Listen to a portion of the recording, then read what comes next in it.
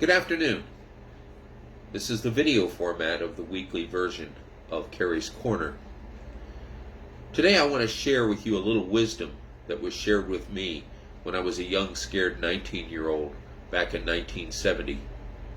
It was at the height of the Vietnam War. I'd only recently become a Christian.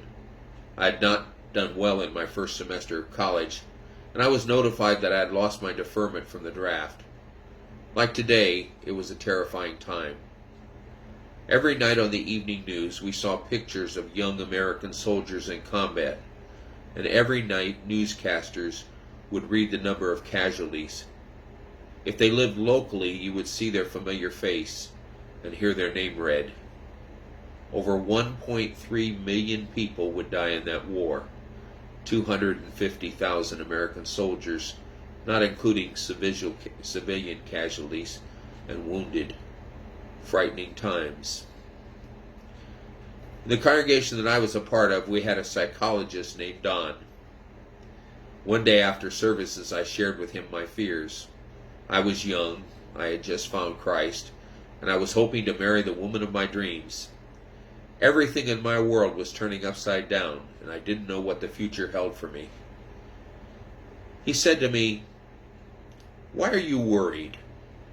You will either get drafted or not. If you don't, you can continue with your plans. But if you do get drafted, you will either pass the physical or not. If you don't pass, you can stay home. If you do pass, you either go into the infantry or you don't.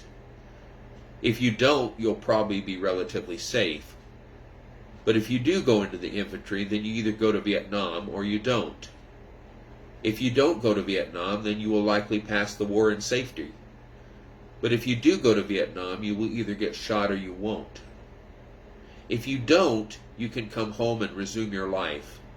If you do get shot, it will either be fatal or it won't. If you don't die, you can be thankful to God. If you do die, you will go to heaven. Since you are a child of God, what are you worried about?" Now I realized there was a lot of unfavorable circumstances other than death that could have befallen me. But I believe his basic reasoning was sound. I do remember that it helped me get things in perspective. This whole scenario that he related to me was his way of telling a young, scared baby Christian that God was still on his throne. In Isaiah 6, verse 1, Isaiah sees a vision. It says in verse 1, "In the year that King Uzziah died, I saw the Lord sitting upon a throne, high and lifted up, and the train of his robe filled the temple." Uzziah had ruled for 52 years. People had lived their entire life with one man on the throne. It had been for much of his reign a time of stability. Many people living had never known anything else. His death would shake their entire world. The vision that Isaiah sees is one of God sitting on his throne high and lifted up. And the message was that though Uzziah was no longer on the throne, God was. We live in turbulent times. The coronavirus has taken over 132,000 lives with no vaccine, no effective treatment, and no end in sight. The economy has taken a downward spiral due to the uncertainty everywhere in the world. It's easy to be a little frightened. There's a tenseness in the air. Many Christians are staying home when possible, practicing all the social distancing guidelines, washing their hands, wearing gloves and masks, and they're still living in dread and fear about what happens if they get the coronavirus. I believe that if my friend Don were here, he would have words of wisdom for us. Think of it this way. You either get sick or you don't. If you don't get sick, then you're very blessed. If you do get sick, it's either the coronavirus or it isn't.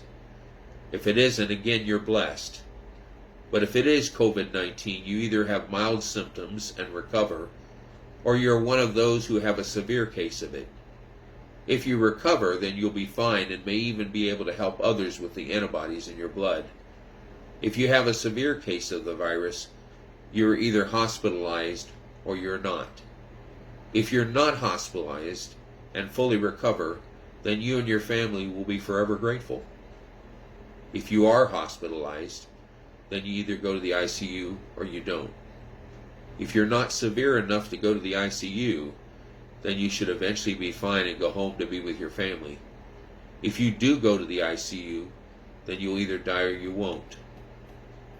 If you don't die, then you eventually improve and you will be fine.